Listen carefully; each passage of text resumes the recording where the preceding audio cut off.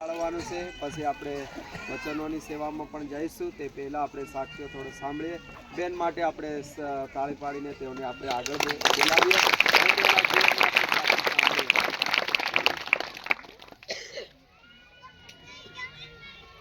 Hallelujah. કેમ છો બધા? મજામાં? સર્વપ્રથમ તો હું ઈશ્વર પિતાનો પુષ્કળ આભાર માનું છું કે પિતા પરમેશ્વર મને આ જગ્યાએ દોરી લાવ્યા। કોઈ મારી તાકાત નથી, કોઈ મારી હેસિયત નથી કે કોઈ મારી લાયકાત નથી, પણ હું જે કહી છું એ ઈશ્વરની કૃપાના લીધે આભાર માનું છું। હું અને શ્રોફ સાહેબનું કુટુંબ અને મારા કુટુંબ તરફથી દિલીપ સાહેબ તમારો પુષ્કળ આભાર, બેનનો પુષ્કળ આભાર કે તમે અમને અહીંયા તક આપી સેવા માટે। અને સાક્ષી તો દેવની છે, દેવે જીવાડી છે, મારી કોઈ તાકાત નથી, પણ દેવે મારા જીવનમાં કામ કર્યું છે। ખરેખર ઈશ્વર પિતાનો પુષ્કળ આભાર માનું છું કે ગત દિવસોમાં ગયા 2021ની સાલમાં બહુ ખરાબ કઠિન પરિસ્થિતિ મારા જીવનમાં આવી ગયેલી કે જ્યારે ખરેખર માણસ હતાશ થઈ જાય, નિરાશ થઈ જાય, તૂટી જાય કે એવી બીમારી હતી કે જ્યાં કોઈનો ઈલાજ નહોતો। ઘણી બધી જગ્યાએ અમે બધા જગ્યાએ ગયા, ઘણી બધી હોસ્પિટલોમાં ગયા, અલગ અલગ ડૉક્ટરો પાસે ગયા, અલગ અલગ ક્લિનિકમાં ગયા અને ડૉક્ટરોને કીધું કે મને આ પ્રોબ્લેમ છે, મને છાતી અને પેટમાં બંનેમાં મને લય બળતી હતી। લય એટલે ભયંકર, જાણે આપણે બળી ગયા હોય તો કેવું થાય એવી મને બળતરા થતી હતી શરીરની અંદર। પણ ડૉક્ટર પાસે જાઉં તો ડૉક્ટર એવું કહે કે એસિડિટીના લીધે આવું થાય છે, પણ ખરેખર મને કોઈ એસિડિટી નથી। 1 મહિના સુધી મેં દવા ગોળીઓ બધું જ લીધું, પણ કોઈ મને ફેર પડે નહીં। એ વાતને 6 મહિના સુધી થઈ ગયેલી વાતને, ધીરે ધીરે દવા ગોળી લેતી ગઈ પણ કોઈ ફેર પડે નહીં। ધીરે ધીરે એટલી કંટાળી ગયેલી, શરીરમાં ના સારું લાગે, બેચેની લાગે, ના ઊંઘવાનું ગમે, ના ખાવાનું ગમે, કોઈની સાથે વાતચીત કરવાનું ના ગમે। દિવસે દિવસે મારી હાલત બહુ જ ખરાબ થતી જતી હતી। પણ પ્રભુનો પુષ્કળ આભાર માનું છું કે મારા ઘરના પણ ઘણી જગ્યાએ લઈ ગયા મને। લોકોએ જેણે જે કીધું કે આ જગ્યાએ જાઓ, પેણ જાઓ, જ્યાં પણ જે લોકોએ જે પણ વસ્તુ કીધું એ બધું અમે ખર્ચ્યું। ઘણા 50,000થી લાખ રૂપિયા મારી પાછળ ખર્ચવામાં આવ્યા, પણ મને કઈયાથી સાજાપણું મળ્યું નહીં। પણ હું ઈશ્વર પિતાનો પુષ્કળ આભાર માનું છું કે ખરેખર દેવે મને એના મહિમા માટે જીવાડી છે। આ સમયે હું પ્રભુનો પુષ્કળ આભાર માનું છું કે મારા જીવનમાં એવી પરિસ્થિતિ હતી કે જ્યાં કોઈ ડૉક્ટર મને સાજાપણું આપી શકે નહીં, કોઈ જ પણ નહીં। ઘણા લોકોને, ફાધરો, પાસ્ટરોને, અલગ અલગ જગ્યાથી લોકોને બોલાવવામાં આવ્યા। દરેક લોકો મારી માટે પ્રાર્થનાઓ કરતા હતા, પણ પ્રાર્થના કરે ત્યાં સુધી સારું, અને પછી મને હતું એવું ને એવું થતું હતું। પણ હું ઈશ્વર પિતાનો પુષ્કળ આભાર માનું છું કે એક રીતે મારા એવી પરિસ્થિતિ આવેલી કે મરણ પથારીએ થઈ ગયેલી। ડૉક્ટરોએ હાથ ઊંચા કરી દીધા, ઘણી બધી દવાખાને લઈ ગયા, ઘણી બધી જગ્યાએ એડમિટ કરી। આ વાતને 6 મહિના થઈ ગયેલા। 6 મહિના સુધી કન્ટિન્યુ અમે દવા ગોળી, જેણે જે કંઈ કીધું એ બધું અમે કરી ચૂક્યા, પણ કંઈથી પણ મને સાજાપણું મળ્યું નહીં। તો મારા ઘરના બધા લોકો આમ હારી ગયેલા, તૂટી ગયેલા, બધા રડવા, આમ રડે રાત દિવસ। આમ એવું થાય કે સવાર થઈને રાત કેમનું થાય, રાત થઈને સવાર કેમનો થાય, ખબર ના પડે। આ 24 કલાક દિવસો એ મને એમ જ મારા જાય કે મને ક્યારે સાજાપણું મળે, ક્યારે સાજાપણું મળે। જ્યાં કંઈ જઈએ ત્યાં એવું કહે કે મારી દીકરી માટે પ્રાર્થના કરજો। મારા મમ્મી પપ્પા, મારા મિસ્ટરને એવું જ કહે કે એને સાજાપણું મળે, પણ મને કંઈથી પણ છુટકારો મળતો નહોતો।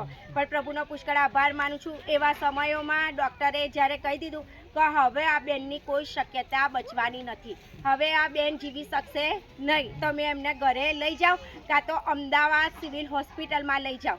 પણ પછી મેં એવું કીધું કે હા, હું જીવવાની નથી। અને ખરેખર મારો જન્મ ખ્રિસ્તી કુટુંબમાં થયેલો, પણ હું ઈસુ ખ્રિસ્તના આમાં કેવું તહેવાર ખાતે, ક્રિસમસ આવે, ન્યૂ યર આવે ત્યારે ચર્ચમાં જવું, બસ એટલું જ। પણ ખરા હૃદયથી ઈસુ ખ્રિસ્ત મારા જીવનમાં જન્મ્યા નહોતા, ખરા હૃદયથી હું ઈસુ ખ્રિસ્તને ઓળખતી નથી। પણ જ્યારે મારા જીવનમાં એ માંદગી આવી, એ બીમારી આવી, એ પ્રશ્નો આવ્યા, ત્યારે મને ખબર પડી કે એક જ દેવ છે, જે છે ઈસુ ખ્રિસ્ત, કે જેના નામમાં છુટકારો છે। અને એ સમયોમાં એવું થયું કે મરણ પથારી અવસ્થામાં હતી, તો બધાએ કીધું કે એમને બધાએ જોવા,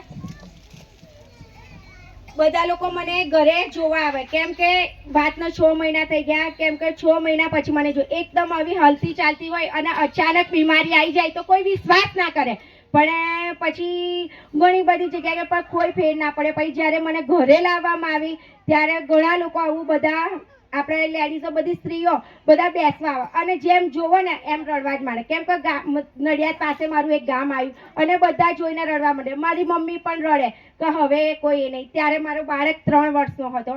તો ખરેખર અમે બહુ તૂટી ગયેલા, હારી ગયેલા. એ સમયોમાં પ્રભુનો પુષ્કળ આભાર માનું છું કે એક બેન આવ્યા, એમણે કીધું કે બેન તમે વિશ્વાસ, મારી મમ્મીને કીધું બેન માસી તમે વિશ્વાસ કરો, આજે પણ આપણો દેવ જીવતો છે, આજે પણ એ પરિસ્થિતિને બદલનાર દેવ છે. તો મારી મમ્મી એમ કીધું કે હવે મને કોઈ પણ વિશ્વાસ નહીં રહ્યો અને હું પોતે જ કહેતી કે હવે મારે કોઈ પ્રાર્થના નથી કરાવી. કેમ કે હવે મને સાજાપણું મળવાનું નથી. હવે મારી તૈયારી આવી ગઈ છે કે મારે જવાનું છે. એમ હું મનથી એવું જ કહેતી કે હું હવે જીવવાની નથી. ભાગ્ય કલાક, 2 કલાક, 3 કલાક એવી મારી પરિસ્થિતિ હતી. ના ખવાય, ના પાણી પીવાય, કશું જ નહીં. અને શરીરમાં જે બળતરા બળદ, જે આપણે સહેજ બળી ગયા હોય તો પણ સહેજ શાક બાગ વગાડતા હોય ને બળી જઈએ તો બેન કેવું થાય છે, કેવી લાઈબર, એવું મારા શરીરમાં, આખા શરીરમાં બળતરા બળતી હતી અને મને આખા શરીરમાં જાણે જીવડા ફરતા હોય એવું થતું હતું. ના ઊંઘ આવે, ના ખાવાનું ભાવે, કંઈ જ નહીં. એટલે હું એવું જ કહું કે પ્રભુ હવે કાં તો તું મને લઈ લે કાં તો મને સાજા પડવા. અને ત્યારે હું એવું જ કહેતી હતી કે હવે કોઈ પ્રભુ છે જ નહીં એમ. એ સમયોમાં પ્રભુનો પુષ્કળ આભાર માનું છું કે એ બેન આયા, બેને કીધું વિશ્વાસ કરો આજે પણ આપણો પ્રભુ જીવતો છે, તમારી દીકરીને સાજાપણું આપશે. તો મારી મમ્મી કે આટલું બધું કર્યું તો હવે તું કહેશ તો ફરી એકવાર કરીએ. કેમ કે બેનના જીવનમાં પણ પ્રભુ ઈસુએ કામ કરેલું. એમને બાળકો નહોતા, છેલ્લા 5 વર્ષથી બાળકો નહોતા. ઘણું બધું એમણે પણ કર્યું, પણ પ્રભુએ પ્રાર્થના દ્વારા એક દીકરા રૂપી દાન આપ્યું. તો એમણે જે રિસ્ટોરેશન રિવાયલમાંથી આપણે સ્ટીવન પાસ્ટર એમને બોલાવવામાં આવ્યા. ત્યારે એ આ બાજુ દાહોદ જિલ્લામાં સેવા આપતા હતા અને એમને કહેવામાં આવ્યું કે એક બેન છે અને એમની હાલત બહુ જ ખરાબ છે, હવે એ લોકો બધા હારી ગયા છે કે કોઈ આશા નહીં રહી, તો તમે આવો તો સારું. તો એ લોકો જ્યારે સેવા પતી અને બીજા જ દિવસે સાંજે ત્યાં આગળ મારા ઘેર આવ્યા અને મારા માટે એમણે પ્રાર્થના કરી. એ પોતે જેવું ઘરમાં પેસતા જ મને આવી નાની પથારીમાં સુવડાયેલી હતી. એમણે મને જોઈને જ રડી પડ્યા કે ખરેખર આ બેનની તો બહુ જ ખરાબ હાલત છે એમ. અને મારો દીકરો પણ રડતો હતો. હું મારા દીકરાને પણ ત્યારે ઓળખતી નથી. હું એમ કહું આ મારો દીકરો નથી એમ. પણ એ સમયે એમણે કીધું કે મને કે બેન વિશ્વાસ કરો પ્રભુ આપણો જીવતો છે. તો પછી મેં સાહેબને જવાબ આપ્યો કે હવે મને વિશ્વાસ નહીં. કેટલો વિશ્વાસ, છેલ્લા 6 મહિનાથી રાહ જોઈ રહી છું કે ક્યારે મને સાજાપણું મળે. હું થાકી ગઈ છું, હવે તો હું મરી જાઉં તો સારું, હું આવું બોલતી હતી. પણ એમણે કીધું ના, આપણો પ્રભુ જીવતો છે, તમને સાજાપણું આપશે, તમે વિશ્વાસ કરો અને અમારી પ્રાર્થના, તમારો વિશ્વાસ અને દેવ તમને છુટકારો આપશે. તો પછી એમણે પ્રાર્થના કરી અને જોયું કે પ્રાર્થના કરી અને બીજા દિવસ એમણે કીધું મારા મમ્મી પપ્પાને બધાને કે ચિંતા ના કરશો, તમારી દીકરીને પ્રભુ સાજાપણું આપશે. કાલે અમે ઉપવાસ થઈ, તમારી મંડળી, અમારું વર્શિપ ટીમ, અમે લોકો બધા આવીશું અને મંડળીમાં અમે વિનંતી આપીશું કે આ દીકરીની હાલત બહુ જ ખરાબ છે, એમના માટે પ્રાર્થના કરજો. અને એમણે વિનંતી આપી મારા માટે. આખી રાત 24 કલાકનો એમણે ઉપવાસ રાખેલો. એ બધા લોકો જે સેવકો આવેલા એ બધાએ અને મારા ઘરે આવ્યા. બીજા દિવસ ઉપવાસ સહિત અને આરાધના સ્તુતિ કરવામાં આવી અને ઈસુના નામમાં મારા જીવનમાંથી બંધનો તૂટ્યા અને મને સાજાપણું મળ્યું. અને જે શરીરમાં બળતરા થતી હતી, લાળ પડતી હતી, એ ધીરે ધીરે મને ઓછું થવા લાગ્યું. પછી મેં કીધું હા સાહેબ મને સારું લાગે છે એમ. તો એમણે પછી વચનોથી મને સમજાવી આ તે. અને ખરેખર હું ઈસુ ખ્રિસ્તને ઓળખતી નથી, જે એમણે ધીરે ધીરે વચનોથી અમને કીધું એમ અમારો વિશ્વાસ વધતો ગયો. અને અત્યારે અમે ખરેખર પ્રભુ ઈસુનો પુષ્કળ આભાર માનીએ છીએ કે દેવે અમારા જીવનમાં બહુ મોટું કામ કર્યું છે. જ્યારે કોઈ આશા નથી, જ્યારે કોઈ એ નહોતું, ત્યારે પ્રભુએ અમને અમારો હાથ પકડ્યો. સારા હોય છે ત્યારે બધા, પણ પ્રભુ ઈસુએ મારા માટે મારા પાપો એમણે લઈ લીધા, મારા પાપોને માફ કર્યા અને આજે હું આ જગ્યાએ ઊભી રહી છું. માટે ઈશ્વર પિતાનો પુષ્કળ આભાર માનું છું અને તમારા સર્વ બધાનો આભાર માનું છું કે આજે કોઈ પણ દુઃખી હોય, હતાશ હોય, નિરાશામાં હોય, કોઈ બીમાર હોય કે કેમ અમને સાજાપણું નથી મળતું, કેમ પ્રશ્નોમાં, તો આજે ખરેખર વિશ્વાસથી પ્રાર્થના કરજો. ઈસુના નામમાં છુટકારો છે, ઈસુના નામમાં સાજાપણું છે અને ઈસુના નામમાં જ ઉદ્ધાર છે. અને એમણે મને અનંત જીવનના વારસદાર બનાવવા માટે ઈશ્વર પિતાનો પુષ્કળ આભાર માનું છું. થેન્ક યુ તમારા સર્વ બધાને.